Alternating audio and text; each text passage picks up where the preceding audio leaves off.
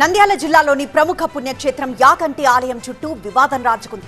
ఆలయ అభివృద్ధి, ఆస్తులు, ఆదాయంపై దుమారం చెలరేగింది. కొందరు అభివృద్ధి పనులను అడ్డుకుంటున్నారంటూ టెంపుల్ ఈఓ చేసిన వ్యాఖ్యలు సంచలనంగా మారాయి. అసలు యాగంటిలో ఏం జరుగుతోంది? ఆలయ అభివృద్ధిని అడ్డుకుంటోంది ఎవరు? దేవుడి సొమ్ము ఎవరి జేబుల్లోకి వెళ్ళింది?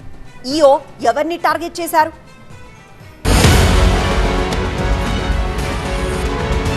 నంద్యాల జిల్లాలోని ప్రముఖ శైవ క్షేత్రం యాగంటి ఇప్పుడు రాజకీయ రగడకు కేంద్రంగా మారింది. ఆలయ అభివృద్ధి పనుల చుట్టూ వివాదం రాజుకుంది. కూటమి ప్రభుత్వం అధికారంలోకి వచ్చాక యాగంటి ఆలయ రూపురేఖలు మార్చేందుకు శ్రీకారం చుట్టింది. స్థానిక ఎమ్మెల్యే, రాష్ట్ర మంత్రి బీసీ జనార్దన్ రెడ్డి ఆధ్వర్యంలో ఆలయానికి వచ్చే భక్తుల సౌకర్యార్థం 5 కోట్ల రూపాయలతో అభివృద్ధి పనులకు ఇటీవల భూమి పూజ చేశారు. ఇందులో 2 డార్మిటరీ హాళ్లు, 20 వసతి గృహాలు, ఒక భారీ అన్నసత్ర నిర్మాణాలు ఉన్నాయి. అయితే ఎంతో ప్రతిష్టాత్మకంగా చేపట్టిన ఈ పనులకు బ్రేకులు పడ్డాయి. పనులు ప్రారంభమైన కొద్ది రోజులకే కొందరు స్థానికులు హైకోర్టును ఆశ్రయించి స్టే తీసుకొచ్చారు. దీని వెనుక పాణ్యం, బనగానపల్లె మాజీ ఎమ్మెల్యేలు కాటసాని రాంభూపాల్ రెడ్డి, కాటసాని రామిరెడ్డి హస్తం ఉందనే ఆరోపణలు వినిపిస్తున్నాయి. ఆలయ అభివృద్ధి ఇష్టం లేకనే కొందరు కోర్టుల ద్వారా అడ్డు తగులుతున్నారని ఈవో పాండురంగారెడ్డి ఆరోపించారు. ఆలయ ఆస్తులు, ఆదాయ దుర్వినియోగం అరికట్టేందుకు కృషి చేస్తున్న తనపై మైనింగ్ ఆరోపణలు చేస్తున్నారని ఆగ్రహం వ్యక్తం చేశారు. తనకు ప్రాణహాని ఉందని సంచలన వ్యాఖ్యలు చేశారు.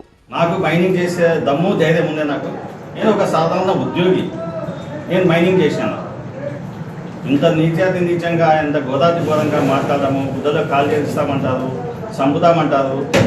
నాకు ప్రాణభయంగా ఉంది. ఇప్పుడు యాగంటి క్షేత్రం మొదటి నుంచి ఆర్కియాలజీ డిపార్ట్మెంట్ పరిధిలో ఉంటుంది. ఇక్కడ ఏ చిన్న నిర్మాణం చేపట్టాలి అన్నా వారి అనుమతి తప్పనిసరి. నిబంధనల ప్రకారం పురాతన కట్టడాలకు ఎలాంటి ఆటంకం కలగకుండా ఆలయానికి 600 మీటర్ల ఆవలే ఈ నూతన నిర్మాణాలు చేపడుతున్నామని ఈవో చెప్తున్నారు. పక్కాగా రూల్స్ పాటిస్తున్నా కేవలం రాజకీయ దురుద్దేశంతోనే అడ్డుకుంటున్నారని ఈవో పాండురంగారెడ్డి ఆరోపించారు.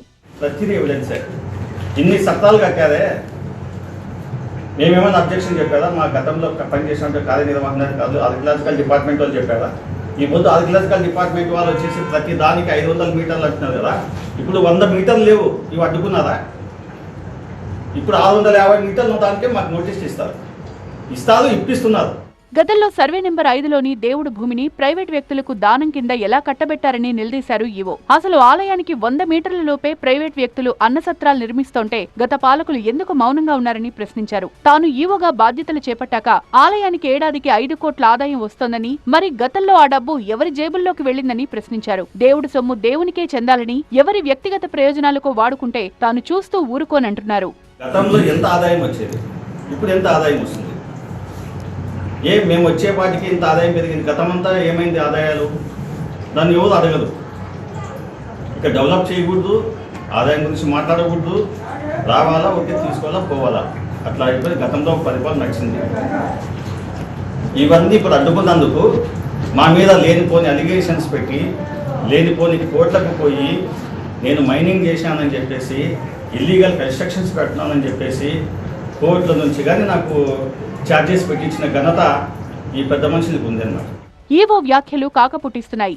యాగంటి వివాదం అటు దేవాదాయ శాఖలోనూ, ఇటు రాజకీయ వర్గాల్లోనూ తీవ్ర ప్రకంపనలు సృష్టిస్తోంది. అయితే ఆస్తులను ఆక్రమించేందుకు ప్రయత్నించిందెవరు, ఆదాయాన్ని కొల్లగొట్టేందుకు చూసిందెవరన్న చర్చ సాగుతోంది.